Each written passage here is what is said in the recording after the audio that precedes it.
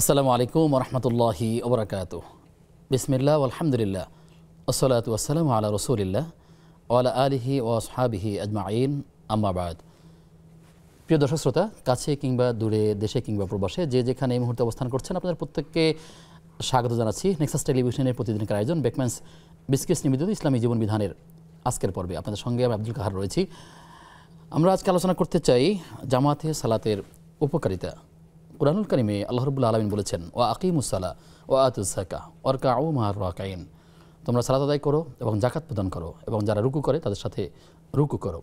সালাত যেই সময় থেকে ফরজ হয়েছে সেই সময় থেকেই জামাতের সাথে রাসূল সাল্লাল্লাহু আলাইহি ওয়াসাল্লাম সাহাবীদেরকে নিয়ে নামাজ আদায় করেছেন। কিন্তু আমাদেরও উচিত, আমাদের উপর দায়িত্ব রয়েছে, অবশ্যই আমাদেরকে নামাজগুলো জামাতের সাথে আদায় করার চেষ্টা করতে হবে। যেন তেনভাবে বাসা বাড়িতে কিংবা একা একই কখনো কখনো হয়ে থাকতে পারে, কিন্তু নিয়মতান্ত্রিকভাবে হওয়া ঠিক নয়, বরং উচিত হবে জামাতের সাথে নামাজ আদায় করা। ঠিক এই প্রসঙ্গে রাসূল সাল্লাল্লাহু আলাইহি ওয়াসাল্লাম আরও কী বার্তা আমাদেরকে দিয়েছেন, জামাতে নামাজ আদায় করলে কী কী ফজিলতগুলো রয়েছে, না পড়লে কী শাস্তির বিধান রয়েছে বা কী ক্ষতি হবে আমাদের, সে বিষয়গুলো জানবার চেষ্টা করব ইনশাআল্লাহ তাআলা। আমাদের মাঝে আমন্ত্রিত হয়েছেন আফতাবনগর বাইতুস সালাহ জামে মসজিদের সম্মানিত খতিব শেখ মোহাম্মদ মুস্তাফিজুর রহমান। আসসালামু আলাইকুম। ওয়ালাইকুম আসসালাম রহমতুল্লাহি ওয়া বারাকাতুহু। কেমন আছেন আপনি? জি আলহামদুলিল্লাহ, আল্লাহ তাআলা ভালো রেখেছেন। মুহতারাম, আপনি কেমন আছেন? আলহামদুলিল্লাহ, আল্লাহ রাব্বুল আলামিন ভালো রেখেছেন। আপনাকে স্বাগত জানাচ্ছি আমাদের আজকের পর্বে। অনেক ধন্যবাদ। বারাকাল্লাহু ফিকুম। ওয়া ইয়াক। প্রিয় দর্শক, আপনিও চাইলে আমাদের সাথে যুক্ত হতে পারবেন নেক্সাস টেলিভিশনের স্ক্রিনে দেখানো নম্বরে ফোন কলের মাধ্যমে। এছাড়া নেক্সাস টেলিভিশন ইসলামিক এই পেজের কমেন্টে বাংলায় সংক্ষেপে আপনার যে কোনো প্রশ্ন আমাদেরকে জানালে আমরা সে সকল প্রশ্নের সরাসরি সমাধান জানবার চেষ্টা করব ইনশাআল্লাহ তাআলা। শেখ, আপনি যেমনটি শুনলেন যে জামাতে সালাতের উপকারিতা, আমরা অনেক সময়ই সামান্য অজুহাতে কখনো কখনো বাসায় বা যেন তেনভাবে শৈথিল্যভাবে নামাজ দাঁড়িয়ে থাকি। নামাজ ফরজ ইবাদত, কিন্তু আসলে এর কী কী উপকারিতা আছে যদি আপনি আমাদেরকে জানান। জি, বিসমিল্লাহ ওয়াসসালাতু ওয়াসসালামু আলা রাসূলিল্লাহ ওয়া আলা আলিহি ওয়া আসহাবিহি ওয়া মান ওয়ালা, আম্মা বাদ। আল্লাহ তাআলা শুকরিয়া যে আল্লাহ তাআলা ইসলামী শরীয়তের একটি মৌলিক বিধান সালাত এবং সেটি জামাতে আদায় করবার উপকারিতা এই বিষয়ে কথা বলবার সুযোগ দিয়েছেন। এটা আল্লাহ তাআলার অনেক বড় অনুগ্রহ। এবং একই সাথে আল্লাহ তাআলা শুকরিয়া আলহামদুলিল্লাহ আদায়ের পরে আপনাদের কৃতজ্ঞতা প্রকাশ করছি যে আল্লাহ রাব্বুল আলামিন আপনাদের মাধ্যমে, এই নেক্সাস টেলিভিশনের মাধ্যমে এই বিষয়টি উম্মার সামনে তথা জাতির সামনে উপস্থাপন করবার আল্লাহ সুযোগ করে দিয়েছেন। ইসলামী শরীয়ত 5টি ভিত্তির উপরে প্রতিষ্ঠিত, এটা আমাদের সকলের জানা। ইবনে ওমর রাদিয়াল্লাহু তাআলা আনহুর যে হাদিস, যে আল্লাহ রাব্বুল আলামিনের পক্ষ থেকে আল্লাহ রাসূল সাল্লাল্লাহু আলাইহি ওয়াসাল্লাম তিনি বলেছেন যে ইসলাম 5টি ভিত্তির উপরে প্রতিষ্ঠিত। তার মধ্যে প্রথম হচ্ছে শাহাদাতু আল্লা ইলাহা ইল্লাল্লাহ, এই সাক্ষ্য দেয়া যে আল্লাহ ছাড়া কোনো ইলাহ নেই এবং মুহাম্মদ সাল্লাল্লাহু আলাইহি ওয়াসাল্লাম আল্লাহ রাসূল। এই ঈমান বিল শাহাদাতাইন তথা আল্লাহ এবং তার রাসূলের প্রতি ঈমানের পরেই যে বিষয়ের শরীয়তের অবস্থান সেটা হচ্ছে ইকামুস সালাহ তথা সালাত কায়েম করা, তারপরে ইতাই যাকাত আদায় করা, তারপরে হজ এবং রমজান মাসে রোজা রাখা, এই কথাগুলো আছে হাদিসে। তো এই 5টি ভিত্তির উপরে ইসলামী শরীয়ত প্রতিষ্ঠিত। তার মধ্যে আমলগতভাবে দ্বিতীয় পর্যায়ে রয়েছে হচ্ছে সালাত। আমলের ভিত্তিতে প্রথম হলো সালাত, আর ইসলামী শরীয়তের ভিত্তি হিসেবে দ্বিতীয় স্থানে রয়েছে সালাত। এখন দেখুন, আল্লাহ রাব্বুল আলামিন ঈমানের পরেই সালাতের বিষয়টা নিয়ে আসলেন। আমরা জামাতে সালাতের উপকার নিয়ে কথা বলবো ইনশাআল্লাহ। এই ব্যাপারটি কেন গুরুত্বপূর্ণ? এই গুরুত্বপূর্ণ হবার অনেকগুলো কারণের মধ্যে অন্যতম হচ্ছে যে আমি যে আল্লাহ এবং তার রাসূলের প্রতি ঈমান এনেছি, বিশ্বাস স্থাপন করেছি এবং আমি সাক্ষ্য দিচ্ছি যে আল্লাহ ছাড়া কোনো ইলাহ নেই, মুহাম্মদ সাল্লাল্লাহু আলাইহি ওয়াসাল্লাম আল্লাহ তাআলার রাসূল। এই সাক্ষ্যটির কাজে পরিণত করবার প্রথম ধাপ হচ্ছে সালাত। অর্থাৎ আমরা নামাজের মাধ্যমে আমি বোঝানোর চেষ্টা করছি আল্লাহ তাআলাকে যে আল্লাহ, আমি যে তোমার উপর ঈমান এনেছি, শুধু মুখে খামোখা ঈমান আনিনি, তথা মুখে শুধু মুখে ঈমান এনেছি, কাজের মাধ্যমে পরিণত করে তোমাকে বোঝাবো না এমন ঈমান আমি আনি নাই। আমি নামাজের মাধ্যমে সেটা বুঝিয়ে দিচ্ছি যে হে আল্লাহ, আমি তোমার উপর ঈমান এনেছি এবং তোমার নবীর উপরে আমি ঈমান এনেছি, বিশ্বাস স্থাপন করেছি। এখন দেখুন, ইসলামী শরীয়ত এই যে 5টি ভিত্তির উপরে প্রতিষ্ঠিত ঈমানের পরে যে 4টি দিক আছে, এই 4টি দিক কিন্তু আবার 3 ভাগে বিভক্ত। তার মধ্যে একটি হচ্ছে শুধু শারীরিক ইবাদত, এটা হচ্ছে সালাত। দ্বিতীয় স্তরে রয়েছে শুধুমাত্র আর্থিক ইবাদত, যেমন যাকাত, নামাজের পরেই কিন্তু যাকাত। শারীরিক এবং আর্থিক এই দুয়ের কম্বিনেশনে রয়েছে হচ্ছে হজ। তথা ইসলামী শরীয়তের এই ভিত্তিক হচ্ছে বিধানগুলো কিন্তু এভাবে: নামাজ এবং রোজা হচ্ছে সম্পূর্ণরূপে শারীরিক ইবাদত, যাকাত হচ্ছে সম্পূর্ণরূপে আর্থিক ইবাদত, আর হজ হচ্ছে শারীরিক এবং আর্থিক ইবাদতের সমন্বয়।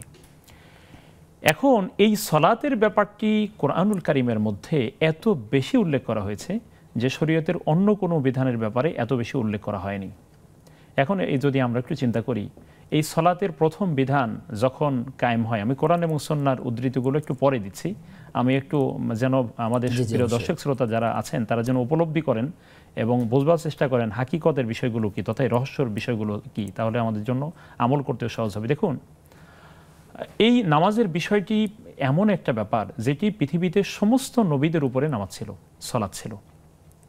আল্লাহ নবী আদম আলাইহিস সালাতু ওয়াস সালাম থেকে শুরু করে শেষ নবী মুহাম্মদ রাসূলুল্লাহ সাল্লাল্লাহু আলাইহি ওয়াসাল্লাম পর্যন্ত এমন কোন নবী পৃথিবীতে ছিলেন না যার সময়ে এই সলাৎ বা নামাজের বিধান ছিল না। যেমন দেখুন, তবে প্রত্যেক নবী আগের মুহাম্মদ সাল্লাল্লাহু আলাইহি ওয়াসাল্লামের আগে যারা নবী ছিলেন তাদের সবার উপরে 5 ওয়াক্ত সলাতের বিধান ছিল না। সলাতের বিধান সংখ্যায় ওয়াক্ত হিসেবে আরো কম ছিল।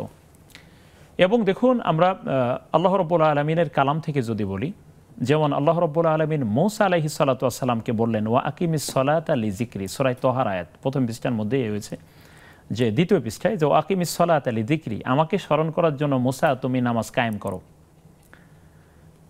জাকারিয়া আলাইহিস সালাতু ওয়াস সালামের ব্যাপারে একই কথা, ইয়াহইয়া আলাইহিস সালাতু ওয়াস সালামের ব্যাপারে একই কথা, তারপরে ইসমাইল আলাইহিস সালাতু ওয়াস সালামের ব্যাপারে একই কথা, ওয়া কানা ইয়ামুরু আহলাহু বিস সালাতি ওয়াজ যাকাত, যে তিনি তার পরিবারকে নামাজের কথা বলতেন, আদেশ করতেন এবং যাকাতের কথা বলতেন। বোঝা গেল যে নবী মুহাম্মদ সাল্লাল্লাহু আলাইহি ওয়াসাল্লাম নবী হওয়ার আগেই পৃথিবীতে সমস্ত নবীদের উপরে সলাতের বিধান ছিল।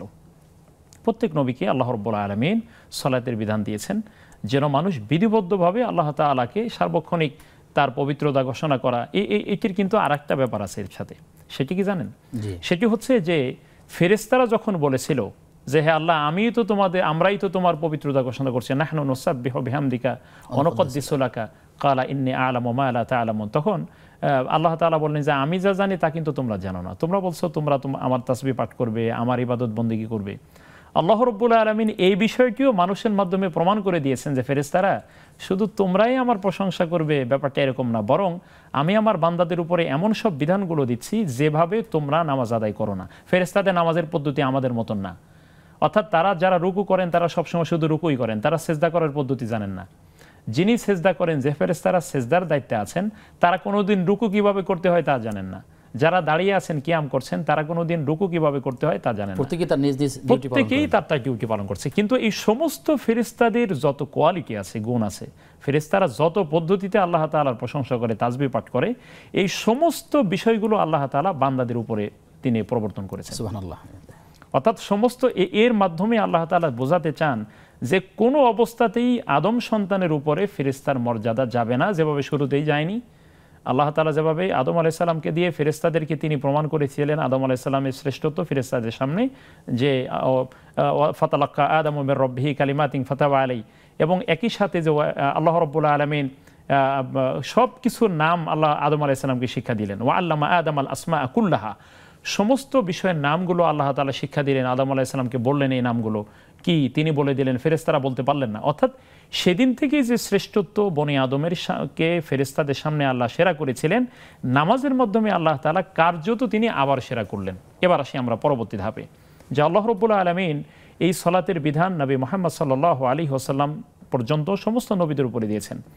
নবী মুহাম্মদ সাল্লাল্লাহু আলাইহি ওয়াসাল্লাম যখন মক্কি জীবনে ছিলেন তখনও কিন্তু নামাজের বিধান ছিল, তবে সেই পদ্ধতিটা আগের নবীদের উপর, ঈসা আলাইহিস সালামের উপরে সালাত যেভাবে ছিল, নবী মুহাম্মদ সাল্লাল্লাহু আলাইহি ওয়াসাল্লাম সেই পদ্ধতিতে তাসবিহাত করতেন, সেই পদ্ধতিতে নামাজ পড়তেন।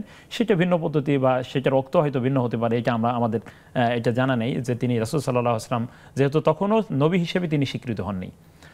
নবী হওয়ার পরে আদম আলাইহিস সালাম মুহাম্মদ সাল্লাল্লাহু আলাইহি ওয়াসাল্লামকে আল্লাহ রাব্বুল আলামিন জিবরিল আমিনের মাধ্যমে প্রথম যে বিষয় ওহীর মাধ্যমে প্র্যাকটিক্যাল শেখালেন সেটা হলো ওযু করার পদ্ধতি।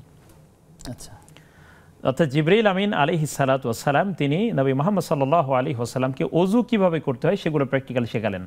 এবং ওযুর মাধ্যমেই তো নামাজের ব্যাপার, পবিত্রতার মাধ্যমে সালাতের বিষয় প্র্যাকটিক্যালি নবী সাল্লাল্লাহু আলাইহি ওয়াসাল্লামকে রূহুল আমিন জিবরিল আলাইহিস সালাতু ওয়াস সালাম ওযু করার পদ্ধতি শিখিয়ে সালাতের বন্দোবস্ত কিভাবে করতে হবে সেটি শেখালেন। এবার আসেন, সালাত যখন প্রবর্তন হলো তখন কি পদ্ধতিতে প্রবর্তন হয়েছিল? আজকে জামাতে সালাত আদায় করার উপকারিতার ব্যাপারটি আসবার কারণে এই কথাগুলো আনলাম। সেটি হচ্ছে, দেখুন, জিবরিল আলাইহিস সালাতু ওয়াস সালাম নবী মুহাম্মদ সাল্লাল্লাহু আলাইহি ওয়াসাল্লামের ইমাম হিসেবে সালাত আদায় করেছেন, তাকে নামাজ শিখিয়েছেনই জামাতে নামাজের মাধ্যমে। রাসূল সাল্লাল্লাহু আলাইহি ওয়াসাল্লাম মুক্তাদি ছিলেন, তথা তিনি ছিলেন মানে হচ্ছে মুসল্লি, আর জিবরিল আলাইহিস সালাতু ওয়াসসালাম তিনি ছিলেন ইমাম। উনি মুক্তাদি, উনি ইমাম। জিবরিল আলাইহিস সালাতু ওয়াসসালাম এই 5 ওয়াক্ত সালাত তিনি প্রত্যেকটা ওয়াক্তে তিনি কিভাবে আসলেন, প্রথম দিন আসতেন প্রথম ওয়াক্তে, দ্বিতীয় দিন আসতেন দ্বিতীয় শেষের ওয়াক্তে, ওয়াক্তের শুরু এবং শেষ জানার জন্য। তো জিবরিল আলাইহিস সালাতু ওয়াসসালাম তিনি নবী মুহাম্মদ সাল্লাল্লাহু আলাইহি ওয়াসাল্লামের ইমামতি করছেন, অর্থাৎ জিবরিল হচ্ছেন ইমাম, মুহাম্মদ সাল্লাল্লাহু আলাইহি ওয়াসাল্লাম মুক্তাদি। জিবরিল যেভাবে নবী মুহাম্মদ সাল্লাল্লাহু আলাইহি ওয়াসাল্লামকে নামাজের পদ্ধতি শিখিয়ে দিলেন এভাবে পড়তে হবে, ঠিক তেমনি নবী সাল্লাল্লাহু আলাইহি ওয়াসাল্লাম উম্মাহকে নামাজ পড়বার জন্য ঠিক সেভাবে তিনি বলেছেন। সাহাবায়ে কেরাম সবাই করেছেন। আমরা সেই বাকি কথাগুলো শুনবো। দর্শক আছেন, জি প্রিয় দর্শক আছেন আমাদের সাথে, পরিচয় দিয়ে প্রশ্ন করুন। আসসালামু আলাইকুম। আসসালামু আলাইকুম। ওয়ালাইকুম আসসালাম ওয়া রাহমাতুল্লাহ। আমার প্রশ্নটা সালাত নিয়ে, সেটা হচ্ছে যে আমি ভুলবশত 8-9 দিন আসরের সালাতটা যেহেতু 4:30টায় স্বাভাবিক ওয়াক্ত, কিন্তু 3:45 বা 4টার দিকে আমি পড়ে ফেলেছি আসর 8-9 দিন মতো। তারপরে যখন আমি টাইম টেবিল চিরস্থায়ী যেটাতে দেখছি, মানে আমি সেই এপ্রিল মার্চের অনুযায়ী পড়ে ফেলেছিলাম, তারপর যখন দেখছি না 4:30টাই, এখন আমি ওই 8-9 দিনের ওটা কি আমি কাজা হিসাবে প্রতিদিন আসরের রক্তে তুলে নিব না কি বিধান? আর একটা প্রশ্ন আছে, একটা প্রশ্ন হলো যে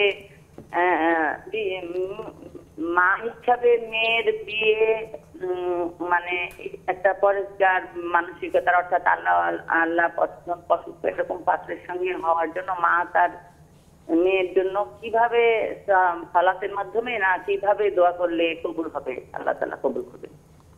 মানে মেয়ের জন্য মায়ের দোয়া কখন কবুল হবে, কিভাবে হবে, এটাই তো? হ্যাঁ, ওই যে মেয়ে বিয়ে শাদীর ব্যাপারে, বিয়ের জন্য যেন একটা পরহেজগার ছেলে পাত্রর সাথে বিয়ে হয়, এটার জন্য। জি ঠিক আছে, আপনি থাকুন আমাদের সাথে, আমরা জানবেন ইনশাআল্লাহ তাআলা। শেখ আপনি ছোট করে আপনার থেকে উত্তরটা নিব, আরও কিছু কথা আছে শুনবো বিরতির পর ইনশাআল্লাহ তাআলা। প্রিয় দর্শক, আপনারা দেখছেন ইসলামী জীবন বিধান। সময় হয়েছে একটা বিরতির, ফিরছে কিছুক্ষণ পর, সাথে থাকুন।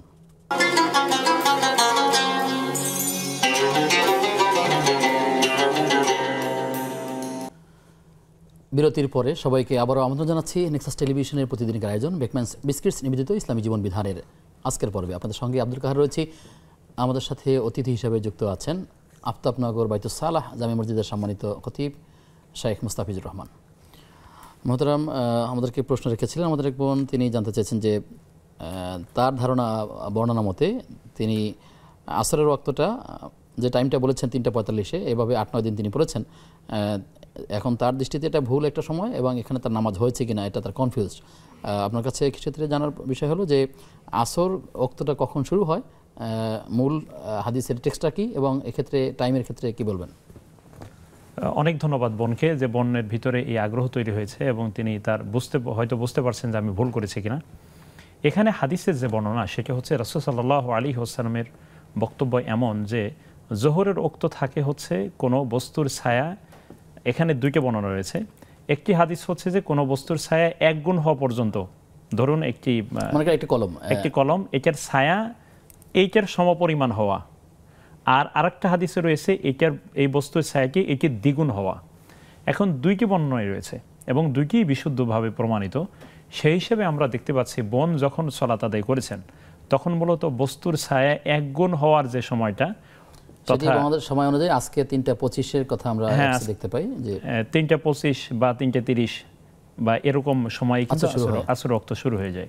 আর অপরমত যেটা বলছেন যে আপনি দ্বিগুণ হওয়া পর্যন্ত, সেটি হচ্ছে 4:31 4:31 বা 4টা ওই সময় আর কি। সুতরাং উনি যে সালাত আদায় করেছেন সেটি যেহেতু উনি প্রথম বর্ণনার অনুযায়ী তিনি সালাত আদায় করেছেন, সুতরাং তার সালাত হয়ে গিয়েছে ইনশাআল্লাহ তাআলা। আল্লাহ তাআলা তাকে সওয়াব দিবেন এবং তাকে এই সালাতকে আর নতুন করে পড়তে হবে না। জি জি। এবং তার একটা প্রশ্ন ছিল যে সন্তানের জন্য, অর্থাৎ তার মেয়ের জন্য বিবাহের প্রস্তাব যাতে আসে সেজন্য আল্লাহ তার কাছে কি দোয়া করবেন, মা হিসেবে তিনি কি দোয়া করতে পারেন, বা এই দোয়ার কোনো কেমন? আমি এই মাকে বলবো যে আপনি এই সন্তানের জন্য দোয়া করবেন আল্লাহ তাআলার কাছে। তিনি ফরজ সালাতের পরে এবং হচ্ছে বিশেষ করে দোয়া কবুলের যে সময়গুলো আছে তাহাজ্জুদ বা অন্য সময়গুলোতে তিনি অবশ্যই সন্তানের নাম ধরেই দোয়া করতে পারেন। আর কমন দোয়া হচ্ছে রাসূল সাল্লাল্লাহু আলাইহি ওয়াসাল্লাম যেটা শিখিয়েছেন আমাদের জন্য, সবার জন্য সহজ, সেটা হচ্ছে রব্বানা আতিনা ফিদ দুনিয়া হাসানা ওয়া ফিল আখিরাতি হাসানা ওয়া কিনা আযাবান্নার। এই হাসানার সমস্ত কল্যাণের মধ্যে মেয়ের বিয়েটাও আছে, সুতরাং এটি ওনার জন্য অনেক সহজ হবে। তবে অবশ্যই এই মা যেন 5 ওয়াক্ত সালাত আদায় করেন, পর্দার সাথে থাকেন, থেকে তারপরে তিনি যেন হালাল উপার্জন খেয়ে সন্তানের জন্য দোয়া করলে সে যে ভাষায় দোয়া করুক আল্লাহ তাআলা ইনশাআল্লাহ কবুল করবেন।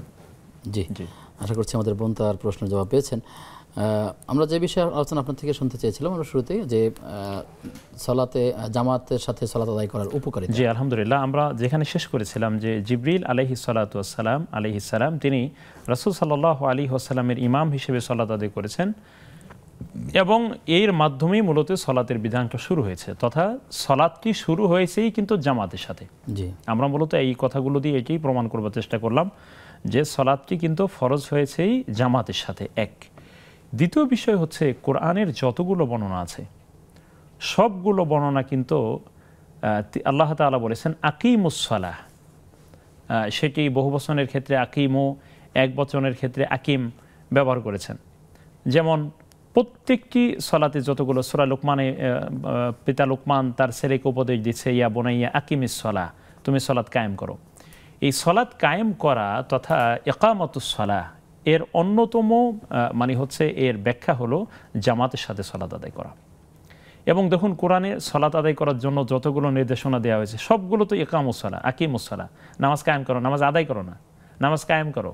সুতরাং ইকামতুস সালাহ এর অন্যতম ব্যাখ্যা হলো আদায় এবং কায়েম, এর মধ্যে যদি আদায় করা হচ্ছে যে উনি ব্যক্তি শুধু নিজে নামাজ পড়লেন, আমি নিজে নামাজ পড়ে ফেললাম, এটা আমি আদায় করলাম।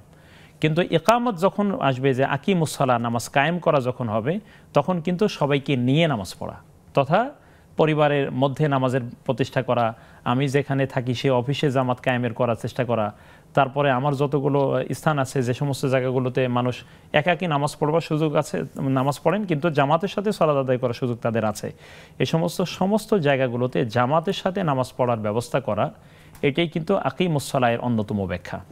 যদিও এটার বিস্তৃত ব্যাখ্যা হলো সমাজ এবং রাষ্ট্রের সকল পর্যায়ে নামাজকে প্রতিষ্ঠিত করবার কাজ করা, এবং এটা কিন্তু নির্দেশ দেওয়া হয়েছে। এর দ্বারা বোঝা গেল যে ব্যক্তির উপরে শুধু সালাত কায়েমের ব্যাপারটি যখন আল্লাহ তাআলা আকিমুস সালাহর মাধ্যমে বুঝিয়েছেন, তখন কিন্তু আল্লাহর এই নির্দেশনা এটি শুধু ব্যক্তি পর্যায়ে আর তখন থাকেনি, এটি জামাতের সাথে সালাত আদায়ের ব্যাপারে কিন্তু চলে গিয়েছে, এবং সেটি যেন সমাজের সব স্থানে কায়েম হয় সেই ব্যাপারে প্রচেষ্টা চালানো প্রত্যেক মুসলিমের উপরে আবশ্যকীয় দায়িত্ব হিসেবে আল্লাহর পক্ষ থেকে অর্পিত হয়েছে। এটি হলো আমরা ইকামতুস সালাতের ব্যাপারে একটি কথা। এবার আমরা আসি কোরআনের বর্ণনার পরে রাসূল সাল্লাল্লাহু আলাইহি ওয়াসাল্লাম এই ইকামতুস সালার ব্যাপারে কি কথা বলেছেন, আমি সেগুলো যদি বলি, তার মধ্যে একটি হচ্ছে রাসূল সাল্লাল্লাহু আলাইহি ওয়াসাল্লাম বলেছেন, মান সামিআন নিদা, যদি কোনো ব্যক্তি আজানের আওয়াজ শোনে, ফালাম ইয়ামনাউহু মিন ইত্তিবাইহি উযর, এবং তাকে যদি কোনো ওজর স্পর্শ না করে, এমন ওজর, কেউ বলেছেন ওজর মানে মৃত্যুর ভয়, অথবা কোনো সাপ বিচ্ছুর ভয়, অথবা এমন প্রচণ্ড বৃষ্টি যে বৃষ্টির কারণে তার জামাতে যাওয়া সম্ভব না, ঝড় বৃষ্টি, অথবা অনেক গুরুতর কোনো অবস্থা, এই অবস্থাটা যদি তাকে স্পর্শ না করে, এমন অবস্থায় সে যদি আজানের জবাব না দেয় তথা জামাতে শামিল না হয়, রাসূল সাল্লাল্লাহু আলাইহি ওয়াসাল্লাম শক্ত একটি কথা বলেছেন, লাম ইউকবাল মিনহুস সালাহ, তার নামাজ কবুল করা হবে না। আল্লাতি সাল্লাহা, যে নামাজ সে পড়েছে। এটি মূলত কঠোরতার ক্ষেত্রে আল্লাহ রাসূল সাল্লাল্লাহু আলাইহি ওয়াসাল্লাম এই কথাটি বলেছেন, যে কোনো ব্যক্তি আজানের মানে হচ্ছে আজানের তিনি কানে আওয়াজ পেলেন যে নামাজের জন্য আজান দেওয়া হচ্ছে, কিন্তু এমত অবস্থায় তিনি জামাতের সাথে শামিল হলেন না, একা একা সালাত আদায় করে ফেললেন, কিন্তু কোনো ওজরও তাকে স্পর্শ করেনি, অলসতা, নিছক অলসতার কারণেই তিনি বাসায় বসে থাকলেন, তার সালাত কিন্তু কবুল হবে না বলে রাসূল সাল্লাল্লাহু আলাইহি ওয়াসাল্লাম এই হাদিস দ্বারা প্রমাণ। এবং এই হাদিসের উপরে ভিত্তি করে ওলামায়ে কেরামের একটি গ্রুপ তারা বলেছেন যে জামাতের সাথে সালাত আদায় করা ফরজ, এবং কোনো ব্যক্তি যদি জামাতের সাথে সালাত আদায় না করেন নিজের স্বেচ্ছাচারিতায়, তাহলে তার নামাজ হবেই না, কবুল তো পরের কথা, যেটা আল্লাহ নবী সাল্লাল্লাহু আলাইহি ওয়াসাল্লাম এই কথা বলেছেন, একটু শক্ত কথা বলেছেন। জি, আর বাকি কথা শুনবো, দর্শক আছেন আমাদের সাথে। জি, প্রিয় দর্শক কে আছেন পরিচয় দিয়ে প্রশ্ন করুন। আসসালামু আলাইকুম। ওয়ালাইকুম আসসালাম। হুজুর, জি আমি শুনতে পাচ্ছি, আপনি বলুন। হ্যাঁ, একটু আগে হুজুরকে বললেন যে রাব্বানা আতিনা ফিদ দুনিয়া, এই দোয়াটা সন্তানের জন্য করতে, তো এটা শুনতে পাচ্ছেন? জি জি শুনতে পাচ্ছি, আপনি বলুন। জি আমি শুনছি। এটা কি সিজদায় যে বলা যাবে নাকি এমনি মোনাজাতে বলবো?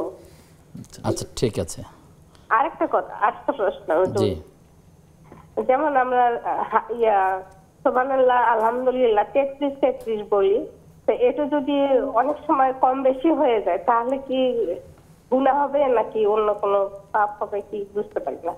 আচ্ছা ঠিক আছে, থাকুন আমাদের সাথে, আমরা শুনবো ইনশাআল্লাহ তাআলা। শেখ আমরা বোনের প্রশ্নটা জবাবটা নিয়ে নিয়ে আপনার থেকে। রব্বানা আতিনা ফিদ দুনিয়া হাসানাতাও ওয়া ফিল আখিরাতি হাসানাহ ওয়া কিনা আযাবান নার, এটি কি তিনি নামাজের মধ্যে বলবেন নাকি পড়তে পারবেন কিনা, কোন নামাজে পড়তে পারবেন বা নামাজের বাইরে এই দোয়াটা করতে হবে কিনা? কমন হচ্ছে যে তিনি সব সময় দোয়া করতে পারবেন, এটা হলো কমন। সলাতের বাহিরে তিনি যে কোনো সময় দোয়া করতে পারবেন। সলাতের মধ্যে যদি করতে চান তাহলে নফল সলাতে সেজদায় এই দোয়া করতে পারবেন। রব্বানা আতিনা ফিদ দুনিয়া হাসানা যখন তিনি বলবেন, কল্যাণের ব্যাপার বলবেন, তখন তিনি তার মেয়ের বিয়ের বিষয়টি খেয়াল করবেন বা এই সমস্ত কল্যাণকে, যে প্রয়োজনটা আছে সেই প্রয়োজনটা তিনি আল্লাহর কাছে বলবেন। কারণ হচ্ছে রাসূল সাল্লাল্লাহু আলাইহি ওয়াসাল্লামকে আল্লাহ তাআলা বলেছেন ওয়াসআলুল্লাহা মিন ফাদলি, যে তুমি আল্লাহর কাছে তার অনুগ্রহ চাইতে বলেছেন আল্লাহ তাআলা, যে তুমি আল্লাহর কাছে অনুগ্রহ চাও। আর কোনো ব্যক্তি যদি না চান আল্লাহর কাছে, তাহলে আল্লাহ রাব্বুল আলামিনের পক্ষ থেকে রাসূল সাল্লাল্লাহু আলাইহি ওয়াসাল্লাম বলেছেন আল্লাহ তাআলা খুব রাগ হন যে কোনো ব্যক্তি আমার কাছে চাচ্ছে না কেন, আমি তো চাই যে তারা চাক আমি তাদেরকে দেব। সুতরাং উনি নফল সালাতে এটি পড়তে পারবেন ইনশাআল্লাহ তাআলা, সেজদায় গিয়েও এটি পড়তে পারবেন, কারণ বান্দা সেজদায় আল্লাহর সবচেয়ে কাছাকাছি থাকে। সুতরাং তখন আল্লাহর কাছে খুব আবেগের সাথে যে কথাগুলো বলা হয় আল্লাহ তাআলা সেগুলো কবুল করেন। জি, আল্লাহ তাআলা আমাদেরকে ঠিক এভাবেই দোয়া করার তৌফিক দান করুন। আমিন। আমার বোনের দ্বিতীয় প্রশ্ন ছিল যে তাসবিহ ফাতিমি কিংবা এটাকে আমরা বোঝালি তাসবিহ 33 বার করে যদি সংখ্যায় কম বেশি হয় দুই একটা, সেক্ষেত্রে কোনো তারতম্য হবে কিনা সওয়াবের ক্ষেত্রে? উনি ওনার স্থান থেকে চেষ্টা করবেন যে 33 বার করে, রাসূল সাল্লাল্লাহু আলাইহি ওয়াসাল্লাম যেহেতু 33 এবং হচ্ছে একবার তিনি লা ইলাহা ইল্লাল্লাহু ওয়াহদাহু লা শারীকা লাহু লাহুল মুলকু ওয়া লাহুল হামদু ওয়া হুয়া আলা কুল্লি শাইইন কদির এটা বলতেন। সুতরাং 33টাই উনি লক্ষ্য রাখবার চেষ্টা করবেন। কোনো কারণে যদি এদিক সেদিক হয়ে যায়, এতে করে সওয়াবের কোনো তারতম্য ইনশাআল্লাহ হবে না। উনি যতটুকু আদায় করবেন, যতটুকু তাসবিহ পড়বেন, ওটির সওয়াব আল্লাহ তাআলা তাকে দিবেন। তবে তিনি সংখ্যাটা যথাসম্ভব ঠিক রাখবার চেষ্টা করবেন আর কি। মানে হাদিসে যে আমলের ক্ষেত্রে সংখ্যাও নির্ধারণ করা হচ্ছে সেখানে সংখ্যা নির্ধারণ করাটাই সুন্নাহ। জি। আর যেটিতে সংখ্যা নির্ধারণ করা নেই সেখানে সামগ্রিকভাবে কম বেশি করা যেতে পারে। যে এখানে দুইটা বর্ণনা কিন্তু রয়েছে এই ব্যাপারে, যেমন এই ফরজ সালাতের পরে তাসবিহ 33 বারের কথা বলা আছে, আবার আরেকটা বর্ণনা কিন্তু 10 বারের কথাও আছে। 10 বার করে যদি কোনো ব্যক্তি পড়ে তাতেও কিন্তু তার একটা সুন্নাহ আদায় হয়ে যায়। সুতরাং কোনো ব্যক্তি যদি 33 এর কম আদায় করে, 10-এর সংখ্যা বেশি হলো, তাহলে দুইটার মধ্যেই তো থাকলো। কিন্তু তবে এই সুন্নাহ হচ্ছে হুবহু যদি অনুসরণ করতে পারি সেটার মধ্যেই কল্যাণ এবং সেটাই চেষ্টা করা উচিত। আমিন আমিন। আপনার কাছে আবার আসবো বিরতির পর ইনশাআল্লাহ তাআলা। প্রিয় দর্শক, আপনারা দেখছেন নেক্সাস টেলিভিশনের প্রতিদিনকার আয়োজন বেকম্যানস বিস্কিটস নিবেদিত ইসলামী জীবন বিধান। সময় হয়েছে আবার একটা বিরতির, ফিরছি কিছুক্ষণ পর। আশা করছি বিরতির পরে আবার যুক্ত হবেন।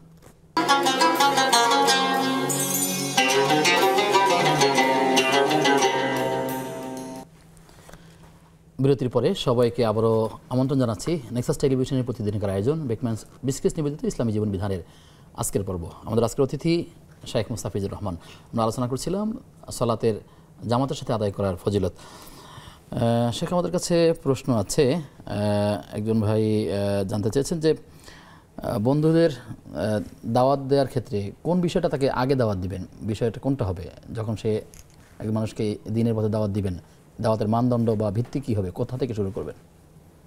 জি আলহামদুলিল্লাহ। এখানে প্রথমে যখন কোনো ভাইকে দাওয়াত দিবেন, এই দাওয়াতের সাথে প্রথম যে বিষয়টি তাকে দাওয়াত সতর্ক করবেন সেটা হচ্ছে তার ইসলাম সম্পর্কে একটা স্বচ্ছ ধারণা তাকে দিতে হবে। এটি ইলম আগে। এবং লক্ষ্য করবেন যে আল্লাহ রাব্বুল আলামিন কোরআনুল কারিমে সূরা মুহাম্মদ এটার 19 নম্বর আয়াতে তিনি বলেছেন ফাআলাম আন্নাহু লা ইলাহা ইল্লাল্লাহ, তুমি আগে জানো যে আল্লাহ ছাড়া কোনো ইলাহ নেই।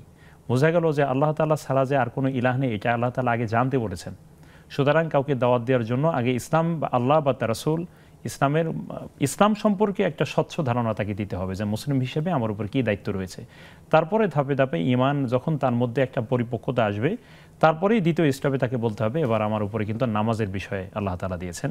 যেভাবে রাসূল সাল্লাল্লাহু আলাইহি ওয়াসাল্লাম মুআয ইবনে জাবাল রাদিয়াল্লাহু তাআলা আনহুকে যখন ইয়ামানে পাঠান, তখন তিনি তাকে বলেছিলেন যে তুমি কিন্তু আহলে কিতাবের একটা কওমের কাছে তুমি যাচ্ছ, মিন আহলিল কিতাব।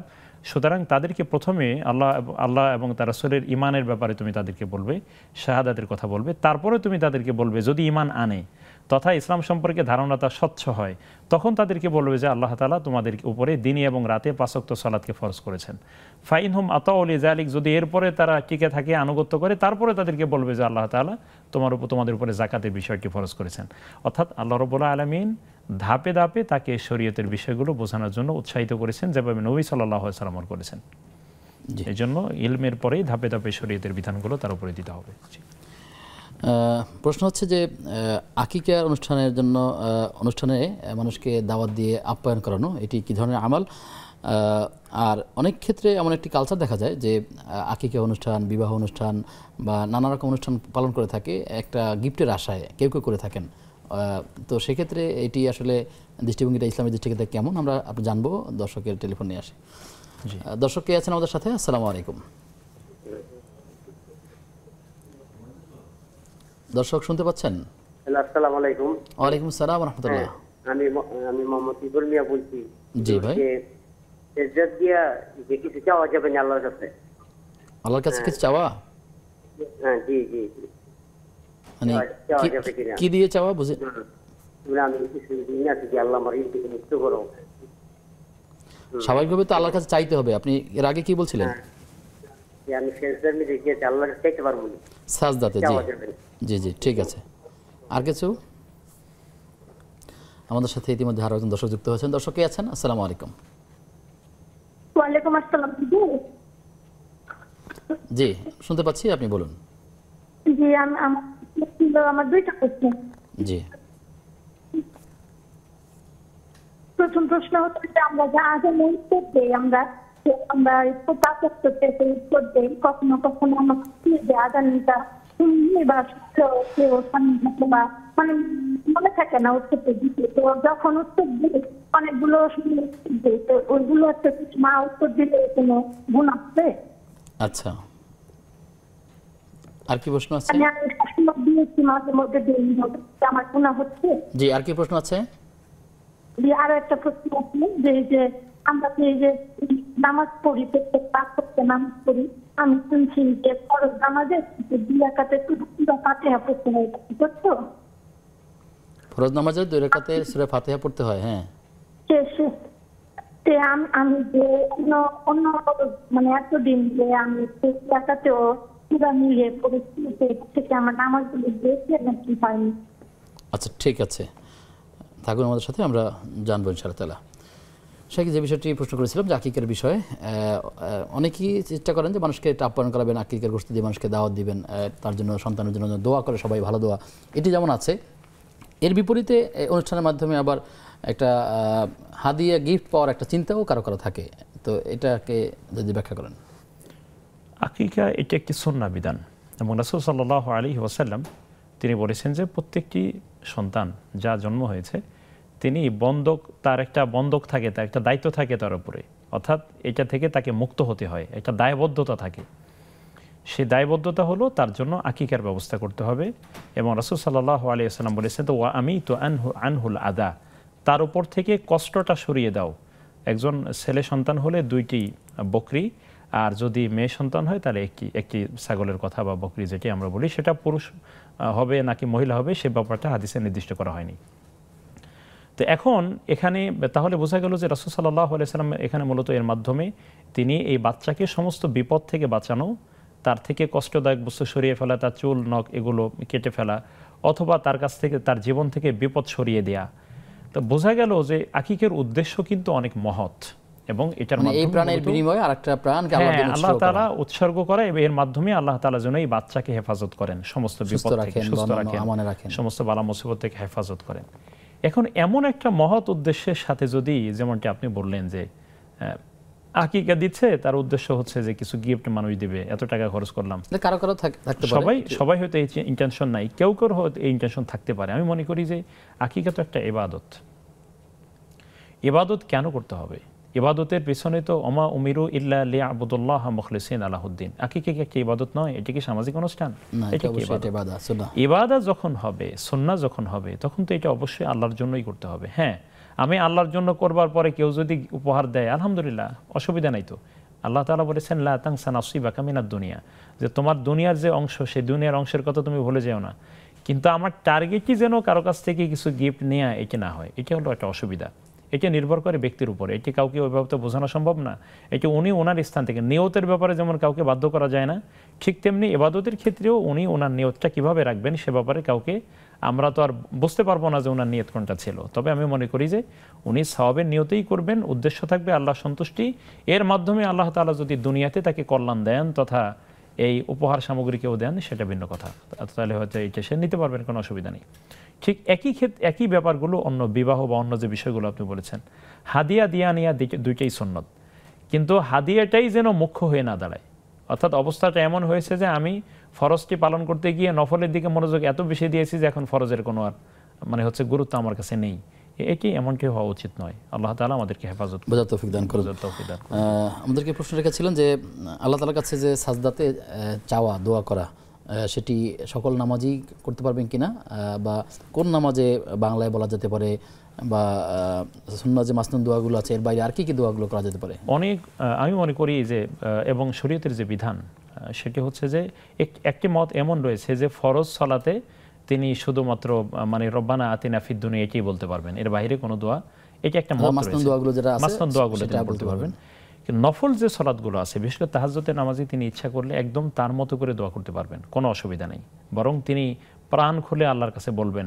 রাসূল সাল্লাল্লাহু আলাইহি সাল্লাম তো যেমনটা আমি ইতিমধ্যেই বলেছি যে বান্দা আল্লাহর সবচেয়ে কাছাকাছি থাকে যখন সে সিজদায় থাকেন, সাজদাতে থাকেন, সেজন্য উনি ওনার সমস্ত আকুতিগুলো আল্লাহর কাছে পেশ করবেন। এবং এতটা আবেগ আসে রাতে যখন দোয়া করা হয়, এটি যারা করেন নিয়মিত তারা ছাড়া আর কেউ এটা বোঝা সম্ভব না যে কতটা আবেগ আসে। আমি আমার আল্লাহর কাছে আমার কথাগুলো পেশ করছি, এখন আমার পৃথিবীর কেউ আমাকে দেখছে না, শুধু আমার আল্লাহর আমি। এই অবস্থাটা এই যে একাকী, অরজুলুন যাকারাল্লাহ খালিয়ান ফাফাদাত আইনা, রাসূল সাল্লাল্লাহু আলাইহি সাল্লাম বলেছেন যে 7 জন ব্যক্তি আল্লাহর আরশের নিচে ছায়া পাবেন, তার মধ্যে একজন হচ্ছে এমন ব্যক্তি যে আল্লাহকে একান্তে স্মরণ করে এবং চোখের পানিগুলো বিসর্জন দেয়। উনি যখন সেজদায় আল্লাহর কাছে তার প্রয়োজনগুলো বলবেন তখন আল্লাহ তাআলা তার দোয়া কবুল করবেন ইনশাআল্লাহ তাআলা। এই জন্য নফল সালাতে তিনি অবশ্যই তার নিজের মতো করে দোয়া করতে পারবেন ইনশাআল্লাহ তাআলা। আল্লাহ তাআলা কবুল করুন। আপনার কাছে আসবো একটা বিরতির পর ইনশাআল্লাহ তাআলা। প্রিয় দর্শক, আপনারা দেখছিলেন নেক্সাস টেলিভিশনের প্রতিদিনের আয়োজন বেকম্যানস বিস্কিটস নিবেদিত ইসলামী জীবন বিধানের আজকের পর্ব। সময় হয়েছে সর্বশেষ বিরতির, ফিরছি কিছুক্ষণ পর, সাথে থাকুন।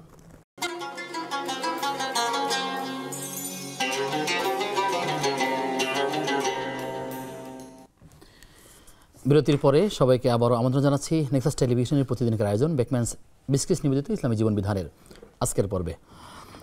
মোহতারাম, আমাদের হাতে প্রশ্ন আছে। আমাদের বোনের আগে জানতে চাইলেন যে আজানের উত্তর দেওয়ার ক্ষেত্রে যদি মনে না থাকে তাহলে তার কি গুনাহ হবে? আশেপাশে আজান হচ্ছে, ফজিলত জানেন, কিন্তু কখনো কখনো বেখেলার কারণে দেওয়া হয় না, সেক্ষেত্রে কি তার গুনাহ হবে? রাসূল সাল্লাল্লাহু আলাইহি সাল্লামের হেদায়েত হচ্ছে ইজা সামি'তুমুল মুআযযিনা ফাকুলু মিসলা মা ইয়াকুল সুম্মা সাল্লু আলাইয়া ফাইন্নাহু মান সাল্লা আলাইয়া সালাতান সাল্লাল্লাহু আলাইহি বিহা আশরা সুম্মা সাল্লাল্লাহু বিহাল ওসিলা ফাইন্নাহা মানসিলা ফিল জান্নাহ। অনেক লম্বা একটা হাদিস। রাসূল সাল্লাল্লাহু আলাইহি সাল্লাম বলেছেন, যখন তোমরা মুয়াজ্জিনের আজান শুনবে তখন মুয়াজ্জিন যেটা বলে সেটাই তোমরা বলবে তথা আজানের জবাব দিবে, তারপর আমার উপরে দুরূদ পড়বে, কেননা কোনো ব্যক্তি যখন আমার উপরে একবার দুরূদ পড়ে আল্লাহ তার উপরে 10 বার রহমত নাজিল করেন। সুবহানাল্লাহ। এবং শেষে বললেন যে তোমরা আমার জন্য ওসিলা চাইবে, সেটা জান্নাতের একটি স্থান, সুতরাং যে ব্যক্তি আমার জন্য ওসিলা চাইবে তার জন্য আমার শাফায়াত ওয়াজিব হয়ে যাবে বা হালাল হয়ে যাবে, বৈধ হয়ে যাবে তার জন্য আমার সুপারিশটি। তাহলে এখানে রাসূল সাল্লাল্লাহু আলাইহি ওয়াসাল্লামের এই নির্দেশের মাধ্যমে আজানের জবাব দেওয়ার গুরুত্ব উপলব্ধি করা যায়, বোঝা যায়। কিন্তু এর অর্থ এই না যে আমাকে দিতেই হবে, না দিলে বড় ধরনের গুনাহ হবে, বেখেয়ালে গুনাহ হবে, ব্যাপারটি এমন নয়, বরং দিলে ফজিলত আছে, এটা মর্যাদা রয়েছে। আল্লাহ তাআলা উপলব্ধি করার তৌফিক দিন। জি, দর্শক আছেন, প্রিয় দর্শক কে আছেন আমাদের সাথে? আসসালামু আলাইকুম। ওয়ালাইকুম আসসালাম। আসসালামু আলাইকুম। ওয়ালাইকুম আসসালাম ওয়া রাহমাতুল্লাহ। ওই যে আমার প্রথম প্রশ্ন হুজুর একটা, ওই যে দোয়া নিয়ে। দুঃখিত, সংযোগটি বিচ্ছিন্ন হয়ে গেছে। শেখ, আপনি যেটা বলছিলেন যে এরা উত্তরটি যে তাহলে তিনি আজানের জবাব না দিতে পারলে তার কোনো গুনাহ হবে না, কারণ এটা তার উপরে দায় চাপাই দেওয়া হয়নি, যে তার উপরে এটি আবশ্যক করে দেওয়া হয়নি। তবে তিনি এই সুন্নাহ, যে কোনো সুন্নাহই অত্যন্ত গুরুত্বপূর্ণ। কোনো ব্যক্তি একটা সুন্নাহকে জীবিত করলে আল্লাহ তাআলা তাকে অনেক সওয়াব, বড় ধরনের সওয়াব দেন। সুতরাং সেই হিসেবে উনি আমল করবার চেষ্টা করবেন। জি, যদি না করতে আমাদেরকে পারেন, একটা প্রশ্ন রেখেছিলেন যে তিনি ফরজ নামাজের প্রথম 2 রাকাতে সূরা ফাতিহার সাথে অন্য সূরা মিলিয়ে পড়েন, কিন্তু অনেক সময় দেখা যায় ভুলবশত তিনি আবার পরের 2 রাকাতেও তিনি সূরা ফাতিহার সাথে অন্য সূরা মিলিয়ে পড়েন। এতে করে তার নামাজের ক্ষতি হবে কিনা বা সাহু সিজদা দিতে হবে না, করণীয়টা কি? তো উনি প্রশ্নটি যেমনটি করেছিলেন যে উনি এরকম পড়ে ফেলেছেন অনেকবার, তো এখন উনি কি করবেন? না, উনি যেটা পড়ে ফেলেছেন এটা আলহামদুলিল্লাহ শেষ হয়ে গিয়েছে। সামনে ফরজ সালাতের দ্বিতীয় 2 রাকাতে সূরা ফাতিহাই শুধুমাত্র পড়বেন। যেহেতু জানলেন, জানার পরে এটার উপর আমল করবেন, এতে আল্লাহ তাআলা তাকে সওয়াব দিয়ে দিবেন, সমস্যা নেই। যদি কেউ ভুল করতে পড়ে ফেলে, যদি নামাজের মধ্যে থাকা অবস্থায় তার মনে আসে, সেক্ষেত্রে কি করবেন? যখন তিনি সালাতের মধ্যে আছেন, এমন অবস্থায় যেমন প্রথম রাকাত তিনি শেষ করে ফেলেছেন, অন্য সূরা মিলেছেন, এবং অথবা দ্বিতীয় রাকাতে মিলে ফেলেছেন, সেক্ষেত্রে একে তো তৃতীয় রাকাতে তিনি মিলেছেন, জি মিলেছেন, তিনি সাহু সিজদা সতর্কতার জন্য দিতে পারেন। ইনশাআল্লাহ সতর্কতার জন্য সাহু সিজদা দিয়ে দিলেই তার সালাত কমপ্লিট হয়ে যাবে। আর এটি সতর্ক থাকা দরকার, আসলে জেনে আল্লাহ তাআলা যেন বিধানগুলো পালন করব তৌফিক দান করেন। অনলাইনে প্রশ্ন আছে, মুস্তাফা মাহফুজা মুস্তাফা এই আইডি থেকে তিনি লিখেছেন যে তাহিয়াতুল ওযুর নামাজ পড়ার নিয়ম কি এবং ওয়াক্তের নামাজ আদায় করার আগে পড়া যায় না, এটা ঠিক কিনা এটা জানবো। দর্শক আছেন আমাদের সাথে, প্রিয় দর্শক কে আছেন আমাদের সাথে? আসসালামু আলাইকুম। দর্শক কে আছেন আমাদের সাথে? জি আসসালামু আলাইকুম। ওয়ালাইকুম আসসালাম ওয়া রাহমাতুল্লাহ। ওই তো 35 দিন। জি ওই যে আমার ছেলে তো হেজ খানায় গেছে, হুজুর কি দোয়া পড়লি পারে পড়াশোনা করব? আচ্ছা ঠিক আছে, আপনি থাকুন আমাদের সাথে, আমরা জানবো ইনশাআল্লাহ তাআলা। শেখ যে প্রশ্ন করেছিলাম যে তাহিয়াতুল ওযুর নামাজ পড়ার নিয়মটা কি? তাহিয়াতুল ওযু হচ্ছে যে ওযু শেষ করবার পরেই 2 রাকাত সালাত তিনি আদায় করবেন, যেমনটি বেলাল রাদিয়াল্লাহু তাআলা আদায় করতেন, যে আদায় করবার কারণে আল্লাহ রাসূল সাল্লাল্লাহু আলাইহি ওয়াসাল্লাম তার মর্যাদার ব্যাপারটি তিনি আসমানেও আলোচনায় শুনেছিলেন, বা তার ব্যাপারে সেখানে তিনি আলোচনা শুনেছিলেন বা তার আওয়াজ পেয়েছিলেন। এর মাধ্যমে মূলত তাহিয়াতুল ওযু এর গুরুত্বটা বোঝা যায়। এখন কোনো ব্যক্তি যখন মানে ওযু করেন, ওযু করার পরেই যদি আদায় করে ফেলেন কোনো অসুবিধা নেই, সে যদি সালাতে নিষিদ্ধ না হয়, স্বাভাবিক নিয়মে তিনি করবেন, কিন্তু কোনো বাধ্যবাধকতা নাই যে না এটি করতেই হবে, না করলে একদম বড় মানে গুনাহ হবে, করতে হবে ইসরাদি করতে হবে, সেটা আসলে এরকম নয়। বরং এটি ওযু করার পরেই তিনি আদায় করে ফেলবেন ইনশাআল্লাহ, চেষ্টা করবেন। সৈয়দা মিম তিনি জানতে চাইছেন যে মৃত্যুর পর নেক সন্তান তার জন্য দোয়া করলে সেই দোয়া কবুল হয়। প্রশ্ন হচ্ছে যে যার কোনো সন্তান নেই তার জন্য কে দোয়া করবেন, আর অন্য মানুষের জন্য দোয়া করলে সেটা করা যাবে কিনা? এখানে একটি খুবই গুরুত্বপূর্ণ একটা হাদিস আছে। রাসূল সাল্লাল্লাহু আলাইহি ওয়াসাল্লাম বলেছেন যে আমি শেষ করছি যে যখন কোনো ব্যক্তি তার অনুপস্থিত ভাইয়ের জন্য দোয়া করে, তখন আল্লাহ তাআলা ওই ব্যক্তির জন্য একজন ফেরেশতা নিযুক্ত করে দেন এবং তিনি বলতে থাকেন যে তোমার ভাইয়ের জন্য যে দোয়া করেছো সেই দোয়া আল্লাহ তোমার জন্য ওই জিনিসটা আল্লাহ যেন তোমাকেও দান করেন। তাহলে বোঝা গেল যে যদি তিনি এমন অবস্থা হয় যে কোনো দোয়া করার লোক নেই, তিনি আরেকজন ব্যক্তির জন্য করবেন এবং এর মাধ্যমে ফেরেশতাদের দোয়া তিনিও পাবেন। এক, দ্বিতীয় বিষয় হলো যার সন্তান নেই, এটা তো আল্লাহ তাআলাই দেননি, সুতরাং এই জন্য তাকে এত টেনশন করতে হবে না, তিনি অন্য মানুষের সাথে সম্পর্ক রাখবেন, তার ভাইরা আছেন, অন্য আত্মীয় স্বজন আছেন, তার শিক্ষার্থী আছেন, কাউকে যদি দিন শিখিয়ে দেন, ইসলামের কোনো বিষয় যদি তিনি কাউকে শিখান, তাহলে উনিও যদি দোয়া করেন তাহলে আল্লাহ তাআলা তার দোয়া ইনশাআল্লাহ কবুল করবেন, কোনো অসুবিধা নেই।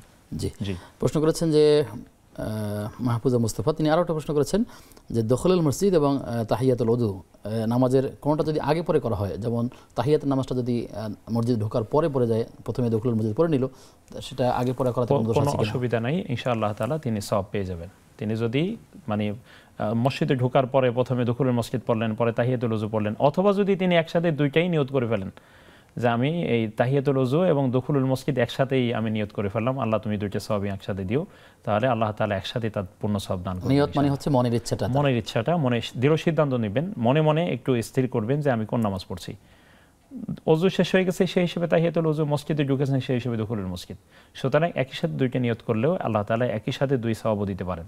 জি আমরা শেষের দিকে বিষয়ের আলোকে কিছু কথা শুনতে চাই। জামাতে সালাতের উপকারিতা আপনি বেশ যদি আমাদেরকে বলেন যে জামাতে সালাত আদায় করলে। জি আলহামদুলিল্লাহ, প্রথমে হচ্ছে আমরা দেখতে পাচ্ছি সালাত ফরজ হয়েছে জামাতের সাথে। রাসূলুল্লাহ সাল্লাল্লাহু আলাইহি ওয়াসাল্লাম তিনি জামাতে সালাতের ব্যাপারে অত্যন্ত গুরুত্ব দিয়েছেন এবং তিনি তার জীবনের শেষ অন্তিম সময় তখন আমরা লক্ষ্য করেছি এবং আমরা জানি যে রাসূল সাল্লাল্লাহু আলাইহি ওয়াসাল্লাম হেঁটে আসতে পারছিলেন না, দুইজন সাহাবীর কাঁধে ভর করে এসে মসজিদে জামাতের সাথে তিনি শামিল হয়েছেন এবং তিনি আবু বকর রাদিয়াল্লাহু তাআলা আনহুকে তার পাশে দাঁড় করিয়ে দিয়েছেন। তিনি ইমাম ছিলেন, আল্লাহ রাসূল সাল্লাল্লাহু আলাইহি ওয়াসাল্লামের উপস্থিতিতে বেশ কয়েক ওয়াক্ত সালাতে আবু বকর আদায় করেছেন এবং প্রত্যেকটি নামাজে রাসূল সাল্লাল্লাহু আলাইহি ওয়াসাল্লাম তার পাশে বসে সালাত আদায় করেছেন। একেবারে যখন মসজিদে আসতে পারছিলেন না, তখন তিনি আয়েশা রাদিয়াল্লাহু তাআলা আনহাকে বলেছিলেন যে দরজাটি খুলে দাও, মানুষ নামাজ পড়ছে, আমি এই দৃশ্যটা যেন দেখতে পাই। রাসূল সাল্লাল্লাহু আলাইহি ওয়াসাল্লাম জামাতের সালাতের দৃশ্য দেখলেন, তার চোখ দিয়ে পানি বেয়ে পড়লো এবং তিনি বোঝানোর চেষ্টা করলেন এটা হচ্ছে আমার আনন্দের কান্না। সারা জীবন যে নামাজ প্রতিষ্ঠা করবার জন্য কাজ করেছি, জীবনের শেষ পর্যায়ে মৃত্যুর অন্তিম সময়ে এসে আমি দেখলাম যে আমার সাহাবীরা সেই নামাজ কায়েম করছে, নামাজ প্রতিষ্ঠার জন্য কাজ করেছে। সুতরাং এর মাধ্যমে বোঝা যায় রাসূল সাল্লাল্লাহু আলাইহি ওয়াসাল্লাম মৃত্যুর আগেও তিনি এই কথাটা বলেছেন, আসসালাত আসসালাত ওমা মালাকাত আইমানুকুম, নামাজ নামাজ এবং তোমাদের অধীনস্থ দাসদাসী যারা আছে, অধীনস্থ লোক, তাদের ব্যাপারে তোমরা যত্নবান হও। সুতরাং এর মাধ্যমে রাসূল আমাদেরকে যেভাবে জামাতে সালাত আদায় করবার গুরুত্ব আমাদেরকে শিখিয়েছেন এবং জীবনের শেষ পর্যায় পর্যন্ত তিনি আমাদেরকে বুঝিয়ে দিয়েছেন। সুতরাং রাসূলই তো তিনি আমাদেরকে বললেন যে আলাইকুম বিসুন্নতি ওয়া সুন্নাতিল খুলাফায়ে রাশিদিন আল মাহদিয়িন, যে তোমাদের উচিত হলো আমার সুন্নাহকে আঁকড়ে ধরা এবং হেদায়েতপ্রাপ্ত খোলাফায়ে রাশিদিন যারা, তাদের সুন্নাহকে আঁকড়ে ধরা। সুতরাং আমাদের উচিত রাসূল সাল্লাল্লাহু আলাইহি ওয়াসাল্লামের এই সুন্নাহকে আঁকড়ে ধরে আমাদের জীবনের গোটা কার্যক্রম যেন সালাত কেন্দ্রিক হয়, কাজকে কেন্দ্র করে নামাজ নয়, যেন নামাজকে কেন্দ্র করে আমাদের কাজগুলো আমরা সাজাতে পারি। আল্লাহ তাআলা আমাদেরকে তৌফিক দান করুন। আপনার মাধ্যমে আমরা অনেকগুলো তথ্য পেয়েছি, আপনাকে ধন্যবাদ জানিয়ে আপনার থেকে বিদায় নিচ্ছি। জি, অনেক ধন্যবাদ আপনাদের। প্রিয় দর্শক, আমরা আলোচনা করছিলাম জামাতে সালাতের উপকারিতা। রাসূল সাল্লাল্লাহু আলাইহি ওয়াসাল্লাম বলেছেন জামাতের সাথে সালাত আদায় করলে এক রাকাতে একাকী 25 রাকাতের চাইতে জামাতে মসজিদে গিয়ে নামাজ আদায় করলে এক রাকাতে 25 রাকাত, এক অন্য হাদিসে 27 রাকাত সমান সওয়াব আল্লাহ রাসূল সাল্লাল্লাহু আলাইহি ওয়াসাল্লাম ঘোষণা করেছেন। দূর থেকে হেঁটে আসলে বেশি সওয়াব পাওয়া যাবে। জামাতে সালাত আদায় করলে আল্লাহ তাআলা খুশি হন এবং আল্লাহ তাআলা চান বান্দারা এভাবেই সালাত আদায় করুন। এবং যারা নামাজ আদায় করেন, যদি মসজিদ আবাদ যারা করবে তাদের প্রথম যে কোয়ালিটি তা হচ্ছে যারা নামাজ আদায় করে, যাকাত প্রদান করে। তাহলে যে নামাজ আদায় করার জন্য আগে মসজিদ আবাদ করতে হয়, অবশ্যই সেখানে মসজিদের প্রয়োজন রয়েছে, আর মসজিদের জামাতের সাথেই নামাজগুলো আদায় করার চেষ্টা করতে হবে। এবং জামাতে নামাজ আদায় করলে ফেরেশতারা তার সাথে দোয়া করতে থাকেন, তাদের গুনাহগুলো মাফ করতে থাকেন। বিশেষ করে ফজর এবং আসরের নামাজের জামাতের সাথে আদায় করলে ফেরেশতারাও এই দুটো সময়ে নামাজে হাজির হয়ে যান, দোয়া করতে থাকেন। এই জন্য আমাদেরকে উচিত হবে সবসময় চেষ্টা করা জামাতের সাথে নামাজগুলো আদায় করবার। আল্লাহ তাআলা আমাদেরকে প্রত্যেকটা দিন 5 ওয়াক্ত নামাজ প্রাপ্তবয়স্কদের জন্য আল্লাহ ফরজ করে দিয়েছেন, সঠিক সময় আদায় করতে হবে। আল্লাহ আমাদেরকে সেই তৌফিক দান করুন। আজ এ পর্যন্তই। আগামী অনুষ্ঠান দেখবার আমন্ত্রণ জানিয়ে আজকের মতো বিদায় নিচ্ছি। আসসালামু আলাইকুম ওয়া রাহমাতুল্লাহি ওয়া বারাকাতুহু।